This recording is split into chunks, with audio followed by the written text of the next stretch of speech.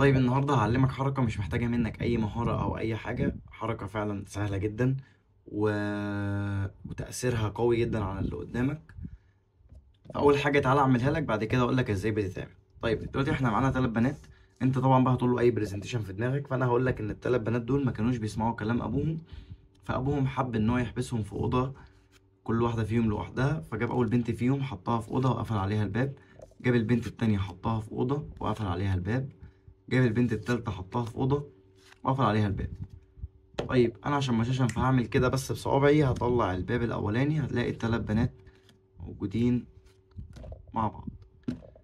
طيب التريك دي سهلة جدا ومش محتاجة منك أي خفة أو أي مهارة، فتعالى أقولك بتتعمل إزاي.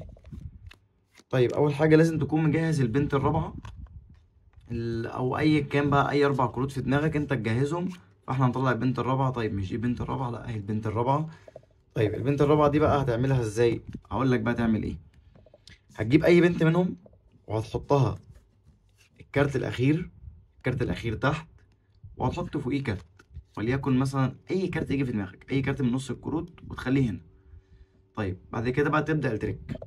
طبعا أنت الأول أصلا وأنت بتخرج الكروت، يعني أنا برضو هديك حتة كده مهارة شوية. خلينا ناخد إن ال4 بنات دول كلهم في النص في النص. طيب هنطلع الأول ال4 بنات، وأنت بتوري يعني وأنت بتعمل التريك دي اللي قدامك، أنت حاول تخلي الكروت كده، ما تخليهاش قدامه مكشوفة كده. فأنت خلاص أنت مثلا شايف الكروت كده، فشفت أول بنت، أول بنت هتمسكها تقوم جايبها هنا وتقوم مكمل بقى على باقي الكروت. طيب ادي اول بنت، انت بقى هتقول له دي اول بنت، ادي التانية، وانت بتقلب هتقوم جاي حاطط الكارت ده هنا كمان وتقوم موري له البنت التالتة. طيب وتقفل بقى الكروت، تقول له احنا بس محتاجين 3 كروت في التريك دي.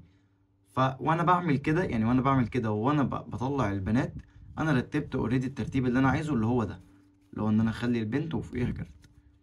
طيب بعد كده تبدا بقى التريك عادي. فاحنا لما بنبدا باول بنت وبنحطها هنا، بنقفل عليها الباب، بيبقى باب عشوائي. فخلاص كده البنت دي كده خلاص بننسى امرها، بنبدأ بقى بالبنت التانية. البنت التانية دي بنحطها هنا، فالباب اللي بنحطه على البنت دي بيكون برضو بنت.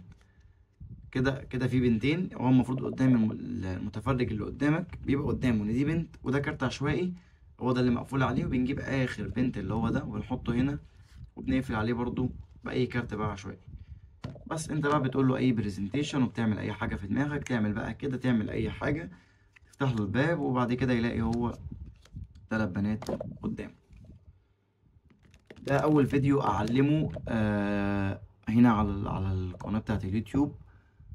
لو عجبك اتمنى ان انت تعمل لايك عليه، واتمنى تعمل كومنت تقول لي ان هو عجبك. ولو في تريكات تاني عايز ان انا اشرحها لك او عايز ان انا اقول لك بتتعمل ازاي، ممكن تكتبها لي في كومنت.